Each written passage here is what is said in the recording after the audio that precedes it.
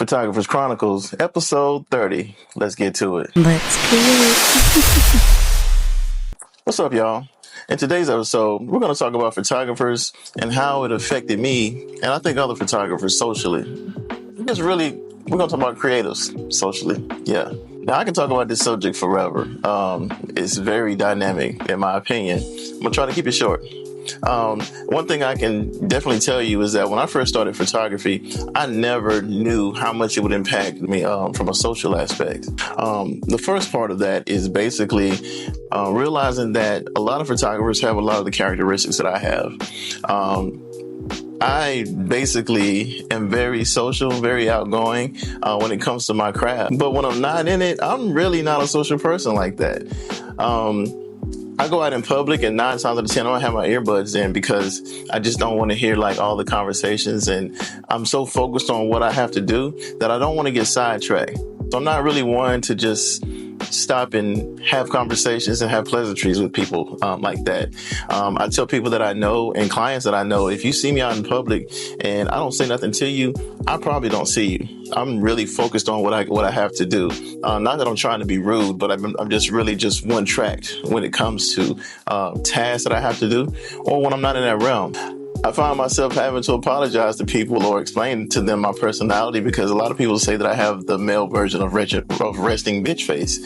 It's not on purpose. I really am not thinking about anything around me. It's really the fact that I'm just not focused on people or my surroundings. I'm just tasked, just trying to take care of my task. I don't do this full time. I actually have a job. And my personality at work is nothing like my personality when I'm on assignment or doing a job for my business. A lot of people at my job don't know that I do this because honestly, I keep to myself. I don't say much at all at work. Like it's very rare that I speak. I'm very to myself. And plus the fact that I'm a third shift worker, everybody knows who works that shift. That's a whole different realm. You end up staying on that shift because of the fact that you don't have to really do a lot of socializing or interacting with other people that way. So in the rare occasion that I do talk about my business at work, people are really shocked because of the fact that I'm very cut and dry and not really interactive. Another part of that is the fact that sometimes whenever I do have a job for my business, whenever I come home, I usually have to decompress. Like I come home and especially like a wedding, oh my God, you might not see me for like 2 or 3 days. Like I literally will come home, close on my blinds and just like veg out for a bit. And I guess I just have to, get my energy back up. From being so social and interactive when it comes to stuff like that. And it's not that that's not my true self. It really is. It's just the fact that I do enjoy being by myself. Like I'm a techie, I'm a nerd, and we do nerd stuff. Like a great night for me, honestly, is getting home and having a lot of editing to do. Like I literally will I have a layout. It's almost like a date night. Like I'll lay my laptop out. I'll pour me like an adult beverage. I'll put on a good movie that won't have my attention to where I'm not doing editing, but it's just enough for me to glance back at. That is a great night for me. Like I completely enjoy that. And I don't know, I think some of that there's some spiritual aspects to that too. It's the fact that a lot of people, creatives and people who don't do this don't realize that it's a lot of psychology when it comes to doing this job. I think people would be amazed at how many stories I have to hear about people's accomplishments, things that they're going through, hurt, pain, celebrations, deaths, births. Like you really have to dig into a person a bit to pull the brightness out. Especially when you're talking about situations where people may not be so confident or they may be self-conscious about certain stuff. And you got to know how to talk to them and be the light so they can actually show you their light to get the work that you want. And I think the other part of the social part of being a creative is that if you're not tolerant, you're not going to make it. Like, so I've never considered myself intolerant. But there were certain things in my life that I hadn't been around before that I was exposed to. And nothing's going to prepare you for that. You really just jump in there and you're kind of like, oh, wow, like I learned a lot today and I didn't think that I was going to. And when I say tolerant, I mean, it's tolerant to everything, whether it be sexual orientation, different races, different cultures, different customs. When it comes to different age groups, you really have to be on your toes to pick up on certain things and be able to roll with it. Definitely learn about different dynamics of different types of families. I don't know if anybody else is like this, but man, when I was growing up, as a kid, I thought everybody grew up just like I did.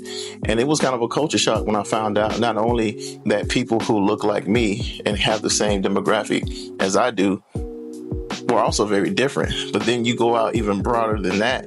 And it's wild, but it's great. Like, I absolutely love that. And also learn that just because people look a certain way doesn't mean that they're the way that you perceive them to be. Like, I'll be honest with you. I've met some guys that look like they're country, and they look like they wouldn't like people like me. But you find out like those are some of the most free-spirited, most giving people that you could ever meet. And I feel bad because it's like, oh man, I really had kind of prejudged you. But doing this basically let me learn that you cannot judge people like just by the looks of them, because people are just so complex. There's so many talents that are out there, so many hearts.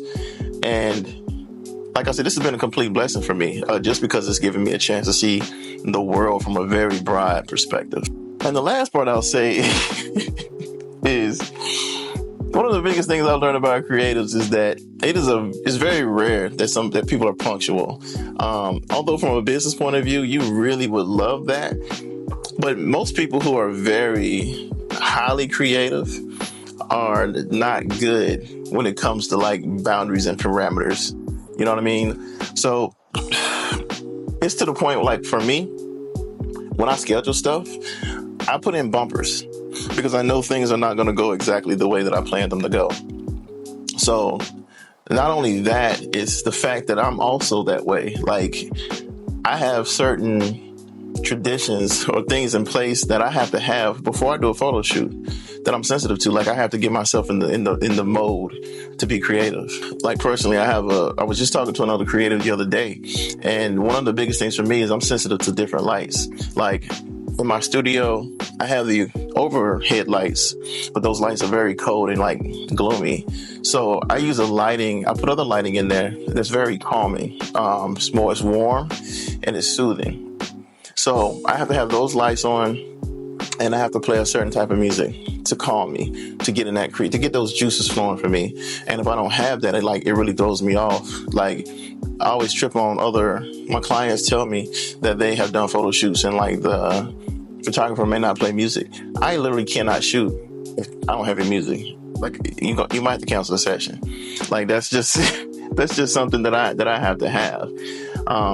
And even when I'm shooting, the way that I schedule my appointments is going to be to where I've never jumped right into another session. Because the thing about it is, I don't like to be hampered by time. Like, I like to be able to take my time and not have to worry about it, because that's when I can be my most creative. And not only that, sometimes talking to certain people, especially if you're not experienced in doing photographs, you have to talk them up to get their confidence level where it needs to be. There's been times that people can walk in and I can shoot it and they're ready. Within 3 minutes, boom, they're in the zone. And there's people to where they might not get in the zone till like an hour later. And all you need is past that hour is 15 minutes to get a gang of dope shots. It's just like that sometimes. So I don't like to be limited, within reason. I don't want y'all to book me and think that we're just going to be there all day. No, that's not what I'm saying. It's definitely going to be on my, it's going to be on my time for sure. And that's all I got for this week, y'all. If you have any questions or comments, feel free to drop them in the comments. And yeah, y'all reach out, man, interact with me a little bit. Definitely want to hear your experiences, your points of views, your thoughts. Maybe something that I haven't covered. I'm definitely down to hear those things. So until next time, y'all be easy.